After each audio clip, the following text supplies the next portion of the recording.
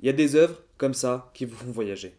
Des œuvres qui n'ont pas comme thème le voyage, mais qui ont une ambiance tellement bien travaillée qu'elles vous transportent dans leur monde, jusqu'à avoir parfois l'impression de l'avoir réellement visité. Shonan Baku Sozoku, c'est tout d'abord un manga écrit par Yoshida Satoshi, sorti en 1982. Il s'inscrit dans le genre Furio et plus précisément dans le manga de Bosozoku. C'est d'ailleurs l'un des mangas de Bosozoku les plus cultes et l'un des Furio les plus importants de l'histoire, en tout cas des années 80, aux côtés de Bebop High School. Mais aujourd'hui, on va surtout s'intéresser à l'OAV. Alors installez-vous bien sur la selle de votre moto, fermez les yeux et on part pour un voyage à Shonan.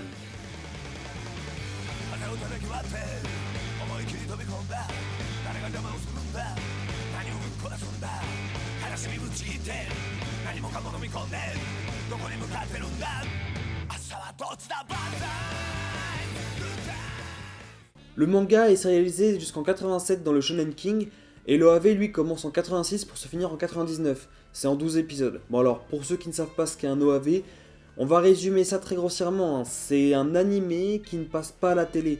Donc en fait, c'était plutôt des épisodes exclusifs ou bonus qui étaient distribués dans des cassettes VHS ou DVD. Par exemple, tous les films Dragon Ball Z, en fait, la plupart c'était des OAV, hein, ils étaient vendus sur VHS directement. Bref, Shonan Baku Sozoku, ça raconte quoi? On suit l'histoire de la deuxième génération des Shonan Baku Sozoku, qu'on peut appeler Bombers, hein, ça va être plus simple. Le premier épisode, il nous introduit les personnages de la bande. On les rencontre quand ils arrivent au lycée après le collège, c'est tous d'anciens chefs de collège, et ils vont vouloir tous se mettre sur la gueule pour déterminer qui est le plus fort, jusqu'à rencontrer celui qui est vraiment le plus fort. Ce mec-là, c'est Eguchi. Eguchi, c'est le plus badass de tous, hein. Il est fort, rebelle, loyal et charmeur.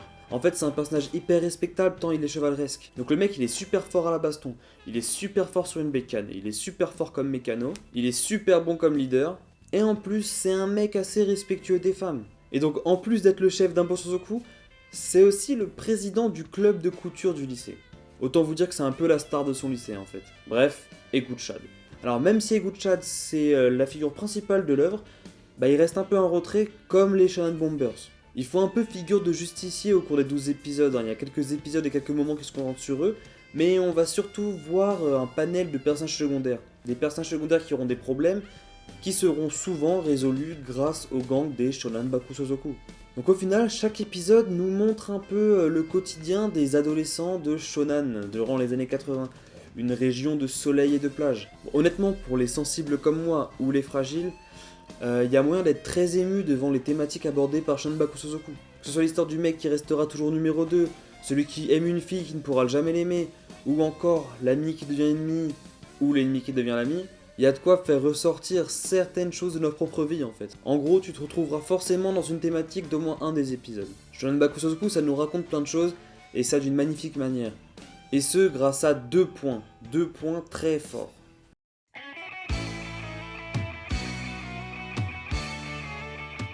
J'ai vu les épisodes en qualité Blu-ray, et malgré 30 ans d'âge, ça reste un des animés les plus beaux que j'ai pu voir. T'en prends plein les yeux, il y a un côté old school évident, donc ne vous attendez pas à voir du Demon Slayer ou du JJK, hein, c'est un animé des années 80. Mais grâce à son style graphique, il y a quelque chose d'assez romantique, poétique et d'agréable.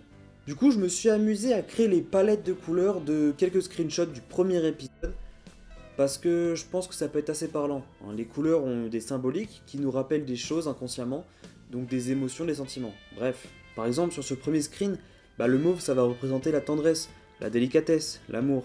Le bleu nuit, ça peut évoquer le calme, la sagesse, mais aussi la mélancolie. Et enfin, le gris, ça représente aussi la mélancolie, mais aussi la tristesse et la solitude.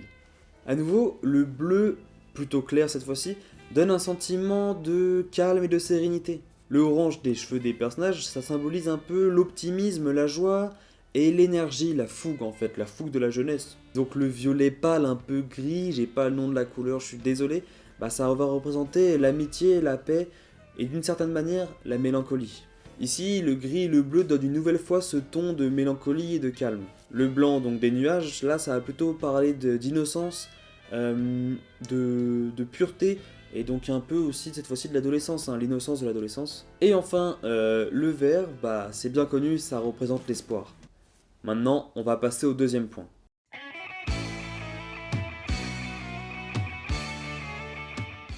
Là, j'ai pas grand chose à dire, on va plutôt laisser parler la musique. On imagine une plage de Kanagawa, les mains sur le sable et le visage au soleil. Les vagues sont calmes et les moteurs vrombissent sur la route qui longe la plage. Et dans ton Walkman, il y a cette musique.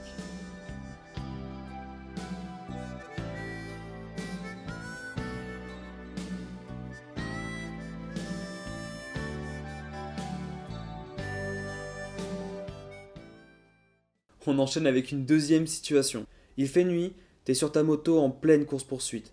Tu passes dans un virage et tout ce que tu vois au loin, c'est les lumières d'une ville qui se réfléchit dans la mer.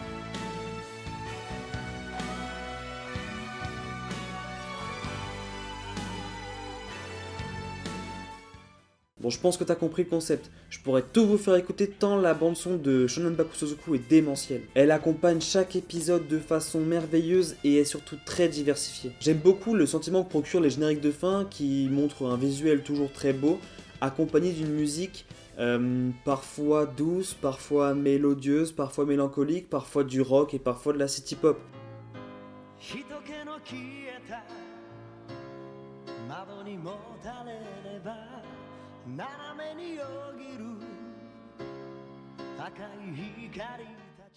Bref, les années 80. On l'a vu avec les palettes de couleurs et on l'a vu avec les musiques. Shonen Baku Sozoku réveille beaucoup de mélancolie. En regardant Shobaku, t'as l'impression de te remémorer des souvenirs de jeunesse. Comme si t'étais un vieux qui se rappelait de son enfance. Tout est romancé, magnifié par le temps, mais c'est pas grave. Tu peux te souvenir d'une jeunesse où tu pouvais ressentir l'amour et la colère en même temps, la joie, les désillusions, mais surtout l'amitié, la fraternité, l'insouciance. Et même devant notre ordinateur, face à une œuvre comme Shonen Baku Sozoku, tu peux vivre tout ça. Tu peux vivre les années 80, les bagarres à la plage, et les moments agréables au lycée où tombent les fleurs de cerisier.